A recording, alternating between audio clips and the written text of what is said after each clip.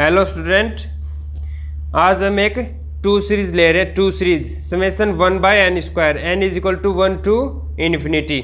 ये एक सीरीज है जो क्या होती है, कन्वर्ज करती है, इज कन्वर्जेज।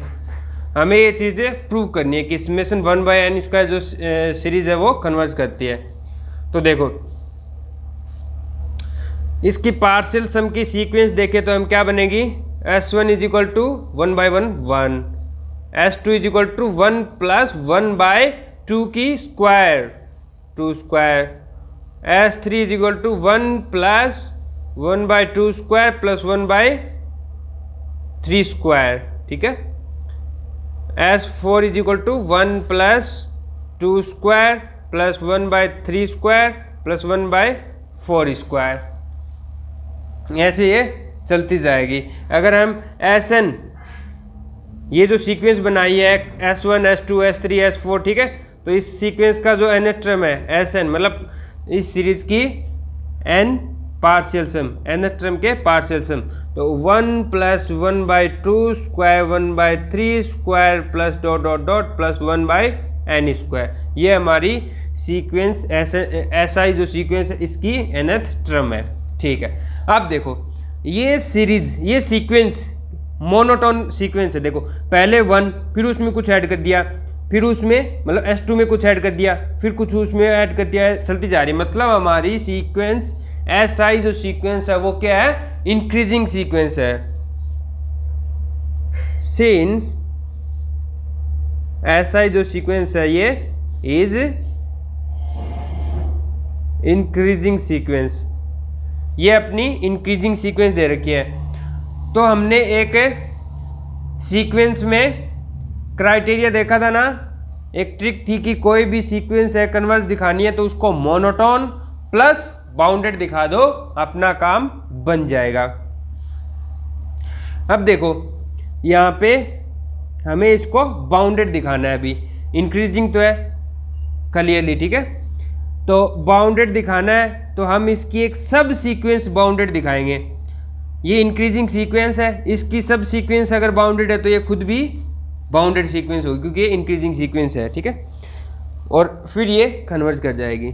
तो देखो मैं एक सब सीक्वेंस कंस्ट्रक्ट कर रहा हूँ, तो आप देखो ये चीज़ सबसे मोस्ट इम्पोर्टेंट है।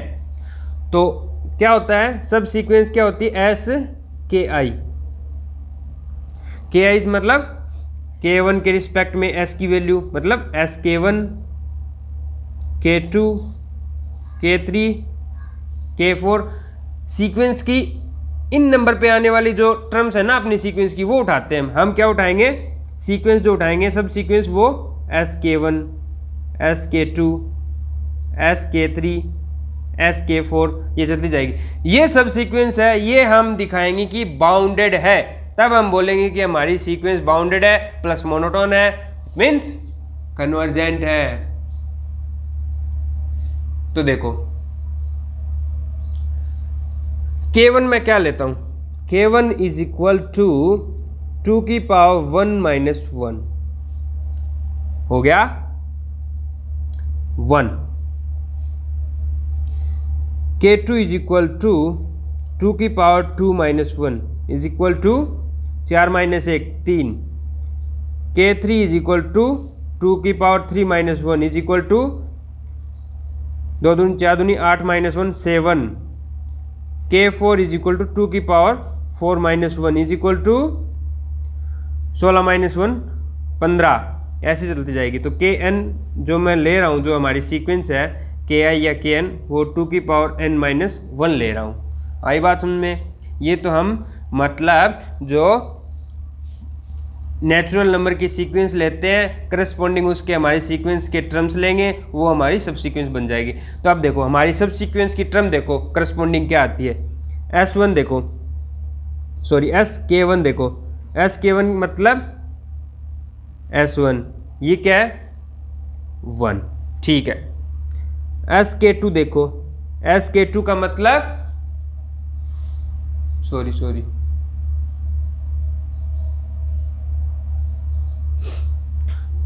सॉरी SK1 का मतलब S1 S1 SK2 का मतलब S3, S3 हमारी क्या है 1 प्लस 1/2 स्क्वायर प्लस 1/3 स्क्वायर, ठीक है।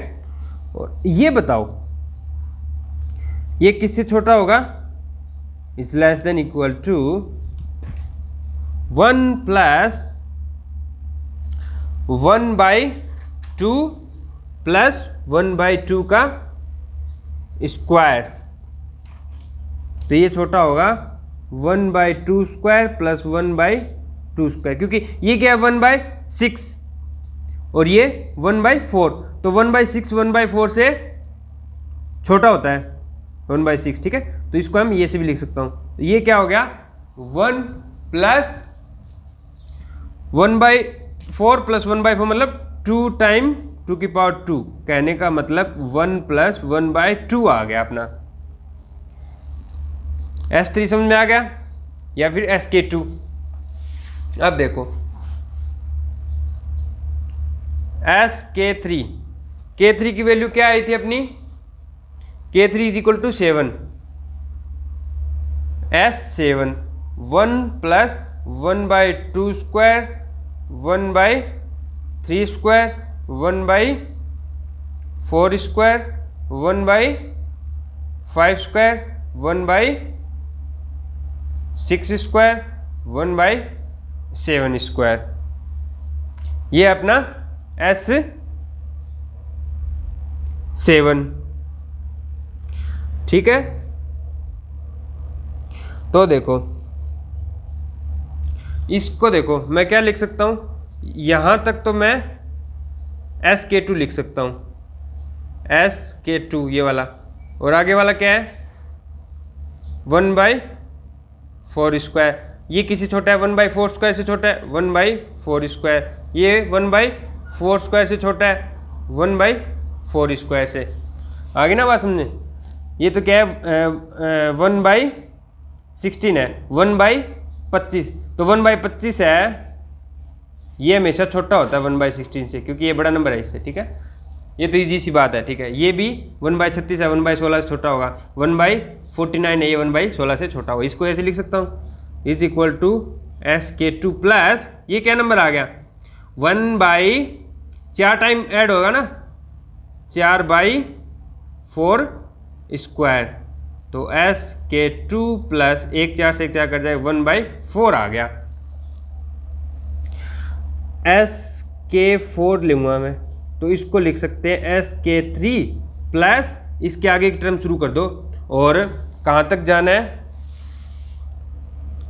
15, ठीक है 15 तक जाना है, तो 1/8 स्क्वायर 1/9 स्क्वायर 1/10 स्क्वायर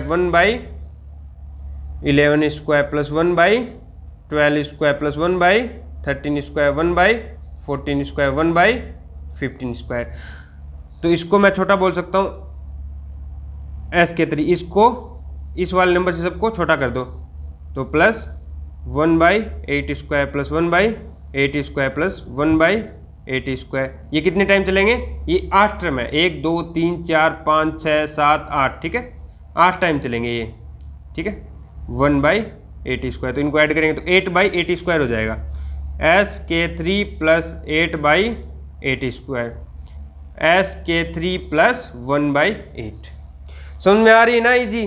तो SKN लास्ट में हम क्या लेंगे, SKN जो सीक्वेंस होगी वो SKN-1 प्लस 1/8, या इसको हम लिखेंगे 2 की पावर 3, ये बता समझना ना। तो यहाँ पे आएगा 2 की पावर, मतलब ये 4 है तो एक कम, मतलब N-1, बिल्कुल इजी है ना, समझ में आ गया, कोई दिक्कत नहीं है, ठीक है। अब देखो हमारी जो सीक्वेंस है SK, इसके बारे में देखेंगे हम।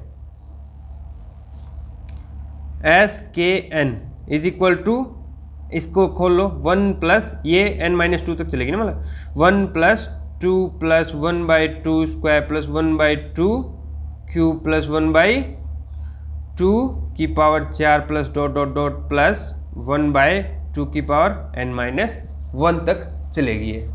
ठीक है बच्चों, अब देखो ये नंबर 0 से बड़ा है, ठीक है, तो एस के एन इज ग्रेटर देन 0। और ये देखो ये ज्योमेट्रिक सीरीज है, ज्योमेट्रिक सीरीज है जिसमें r की वैल्यू 1/2 है, 1/2 1/2 1/2 1/2 1/2 ऐसे मल्टीप्लाई होती जा रही है। तो इसका अगर n टेंड्स टू इन्फिनिटी पे अगर हम इसका सम निकालें, ज्योमेट्रिक सीरीज का सम क्या होता है, 1 माइनस r की वैल्यू r की power n divide by 1 minus r, और लिमिट लगा देंगे n टेंड्स टू इन्फिनिटी पे। तो ये क्या आएगी 1 माइनस 1/2 की पावर n और डिवाइड बाई 1 माइनस 1/2। a आता है, a की वैल्यू 1 ही है अपने पास। तो देखो यहाँ से 1/2 की पावर n मतलब 1/∞, ये तो हो गया 0, तो 1/1 माइनस 1/2, ये वैल्यू क्या है 1/2, तो ये 2 आ गया ऊपर, कुल मिला के ऐसे आ जाएगी। ठीक है, तो ये बाउंड होगी अपनी 2 से, n टेंड्स टू इन्फिनिटी पे ये क्या होगी 2 से। तो हमने क्या किया, एक सब सीक्वेंस कंस्ट्रक्ट की जो बाउंडेड हो रही है, बाउंडेड हो रही है। तो इसका मतलब हमारी सीक्वेंस एस के जो सीक्वेंस है इज बाउंडेड। तो bounded plus monotone increasing, S के इज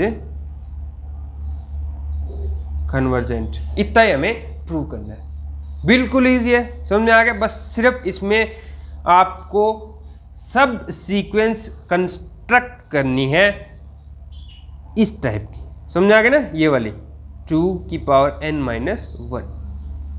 बहुत ईजी थ्योरम है और सॉरी रिजल्ट है, बहुत ही यूजफुल रहेगा आपके लिए, क्योंकि यहाँ पे 1/n कर देते तो डाइवर्जेंट हो रहा था, 1/n स्क्वायर करते ही कन्वर्ज हो रहा है। अगर 1/n की power p is strictly greater than 1 से बड़ा p है तो हम बोलेंगे कि वो सीरीज हमेशा कन्वर्ज करेगी। अगर सीरीज 1/n की पावर p ग्रेटर देन 1 है तो वो हमेशा कन्वर्ज करेगी। ये और देख लो एक जल्दी से, क्या सीरीज क्या दे रखी है, p सीरीज बोलते हैं जिसको, p सीरीज समेशन 1/n की power p is convergent if p is greater than 1। p अगर 1 से बड़ा है तो ये हमेशा कन्वर्ज करेगी। तो इसमें भी देखो, पहली बात तो जो ऐसा ही जो सीक्वेंस बना रहे हैं, ठीक है, ऐसा ही क्या होगा 1 + 1 की पावर 2 की पावर p प्लस 1 की पावर 3 की पावर p प्लस और 1/i है तो i की पावर p। ये जो सीक्वेंस बना दी, इस सीक्वेंस, ये सीक्वेंस कन्वर्ज इंक्रीजिंग सीक्वेंस है। जैसे पिछली थी ना 1 प्लस समथिंग ऐड कर दिया, फिर अगले में और उससे ज़्यादा ऐड कर दिया, उससे ज़्यादा ऐड कर दिया, ये इंक्रीजिंग है, मोनोटोन। ठीक है, क्लियरली हमें क्या दिखाना है, इसकी एक सब सीक्वेंस कंस्ट्रक्ट करेंगे जो बाउंडेड है, और हम बोलेंगे कि एस के आई जो सीक्वेंस है अपनी वो बाउंडेड है, और हम बोलेंगे डायरेक्ट वो बाउंडेड प्लस मोनोटोन वाले रिजल्ट से कन्वर्ज करती है। तो एस के वो हमें एक के आई लेनी है सीक्वेंस, या के एन इज इक्वल टू 2 की पावर n माइनस 1। तो के 1 इज इक्वल टू 1, के 2 इज इक्वल टू 3, के 3 इज इक्वल टू 5, के 4 इज इक्वल टू 5 आया था, 7 आया था, 7 आया था सॉरी, 7 15 और फिर 32 में से गया 31, के 5 इज इक्वल टू 31, ऐसे ये चलती जाएगी। ये हमारी के आईज है। तो इसके करस्पॉन्डिंग अपना सीक्वेंस एस के वन की वैल्यू मतलब S1 is equal to 1, S के 2 मतलब 1 प्लस 1/2 की पावर p। फिर ये देख लो एस के 3 1 प्लस एस के 3 की मतलब क्या है, ये आगे तक चलेगी 1/3 की पावर p 2 टाइम तक चलेगी, और ये लेस देन हो जाएगी 1/2p 2/2 मतलब 1 प्लस 1/2 की पावर p माइनस। समझ में आ गया ना, इसको मैं छोटा कर दिया 1/2 की पावर p, तो 1/2p 1/2p मतलब 2/2p, तो एक p से एक 2 से 2 कट जाएगा, p - 1 आ जाएगा। तो यहाँ पे आएगा 1 + 1/2p, ये 7 तक चलेगी, 7 तक, plus 1/3p plus 1/4p plus 1/5p plus dot dot plus 1/7p, तो 1/6p। तो इनको तो SK2 लिख सकते हैं और इनको वही 1/4p 1/4p 1/4p 1/4p से लेस करेंगे तो 4 टाइम हो गया, 4 टाइम अपॉन 4p, एक कट जाएगा, कैंसिल हो जाएगा, तो ये आ गया 1 plus is less than equal to 1/2p - 1 plus 1/4p - 1, या फिर 2 और p - 1। सिमिलरली SKN अगर हम देखें तो क्या आएगा, वो is less than equal to 1 plus 2p - 1 plus 1/2 उसकी power p - 1 plus dot dot dot plus 1/2n और उसकी p - 1 पावर। आ गई बात समझ में? ये फिर वही क्या सीरीज, कौन सी, आपकी ज्योमेट्रिक सीरीज। इसमें r की वैल्यू क्या है, आपकी बार r is equal to 1/2p - 1। आगे बात सुनने। तो अब हम इसकी अगर n टेंस टू इन्फिनिटी पे इसका सम निकालें तो वो आएगा 1 - 1/2n p - 1 divide by 1 - 1/2p - 1। n tends to infinity पे ये तो हो गया 0 और इसका सम ये होगा 2p - - 1 ऊपर 2p आ जाएगा, 2p - 1 अपॉन 2p - 1 - 1। तो ये कोई एक नंबर होगा क्योंकि p हमारा फिक्स नंबर है, तो ये फिक्स नंबर, ये फिक्स नंबर, ये फिक्स। अगर ये देखो ये p है वो 1 के इक्वल नहीं है, p है वो स्ट्रिक्टली ग्रेटर देन 1 है, तो ये 1 हो नहीं सकता, 1 नहीं हो सकता, तो ये 1 मतलब ये ऊपर पावर 0 नहीं होगी और 0 नहीं होगी तो ये 1 नहीं होगा, 1 - 1 मतलब 0, नीचे वाला 0 नहीं होगा, तो ये कोई एक फाइनाइट नंबर होगा। आगे बात समझे, बिल्कुल easy, same to same 1/n² था ना, वही प्रूफ है इसका भी सेम, कुछ भी चेंज नहीं है, बस इसमें r की वैल्यू चेंज होती है। और अब देखो ये p अगर लेस देन 1 और ग्रेटर देन 0 और 1 के बीच का नंबर हो ना, तो ये सीरीज कभी भी कन्वर्ज नहीं करती, डाइवर्जेंट सीरीज होती है। 1/n² p is divergent if p is less than 1 equal to भी तो डाइवर्जेंट होती है और ग्रेटर देन 0, तो 0 पे भी ये 1 आ जाएगी, तो 1 वाली जो कांस्टेंट सीरीज है वो हमेशा ही डाइवर्जेंट करेगी, क्योंकि 1 1 1 1 1 1 ऐड होता जाएगा इन्फिनिटी टाइम, तो इन्फिनिटी ही नंबर आ जाएगा खुद, तो ये डाइवर्जेंट होगी। तो 0 से 1 के बीच में ये हमेशा डाइवर्ज करेगी, और लेस देन के लिए भी हमेशा, मतलब नेगेटिव p के लिए भी हमेशा डाइवर्ज करेगी, क्योंकि इसमें क्या हो जाएगा, ऊपर आ जाएगा नंबर, ये मतलब n⁻p, तो ये तो इन्फिनिटी की तरफ ओबियस सी बात है, जा ही रही है। तो देखो अगर p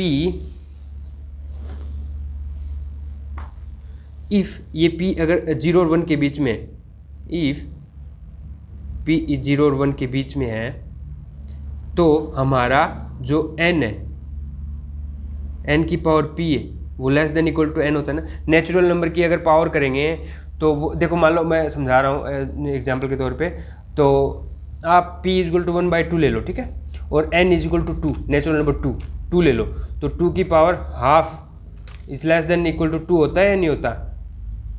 ये √2 है, वो 2 से छोटा होता है कि नहीं होता? होता है ना, ठीक है। तो यहीं से मैंने ये रिजल्ट दिखाया कि n⁻p is less than equal to p होगा यदि p 1 और 0 के बीच में हो तब। अगर इससे बड़ा हो ना, जैसे 1 से बड़ा हो, जैसे यहाँ पे 2 होता तो 2⁻2 4, ये बड़ा होता, 4 है ये बड़ा होता, मतलब n⁻p है वो greater than equal to n होता यदि p है वो ग्रेटर देन 1 होता। तो यहाँ पे 0 1 के बीच में तो ये इससे छोटा होगा। तो यहाँ से देखो 1/np करें तो इनक्वालिटी चेंज हो जाएगी, ठीक है, मतलब इधर क्रॉस मल्टीप्लाई भी बोल सकते हो, ठीक है, इनक्वालिटी चेंज हो जाएगी। तो यहाँ से देखो दोनों तरफ सम ले लो, मैं इसको इस साइड लिख रहा हूँ, इसको इस साइड, मतलब 1/n is less than equal to np, चलेगा ना, ठीक है। तो अब देखो इसका सम ले लो दोनों तरफ, sum 1/n is less than equal to summation 1/np, n tends to 1 to infinity, n tends to 1 to infinity. अब देखो ये सीरीज हमने देख चुके हैं, ये क्या होती है, डाइवर्ज करती है, तो इसका जो सम है वो क्या आएगा, इन्फिनिटी आएगा। Infinity is less than equal to summation 1 by n p, n is equal to 1 to infinity. तो ये देखो ये इसका सम तो इन्फिनिटी से भी बड़ा है, मतलब ये भी इन्फिनिटी आएगा। इसका मतलब summation 1 upon n p divergent, ठीक है, if p is less than equal to 1 और ग्रेटर देन इक्वल टू 0। बिल्कुल इजी बात थी ना। तो ये थी हमारी p श्रेणी, 2 श्रेणी, हार्मोनिक श्रेणी, और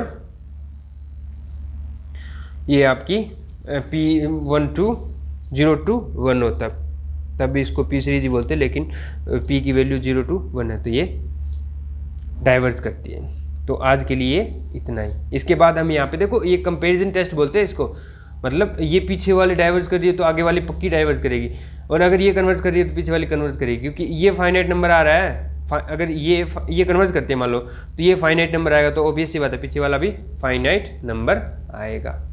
तो ये कन्वर्ज टेस्ट होगा, मैं अगले लेक्चर में आपको करवाऊंगा।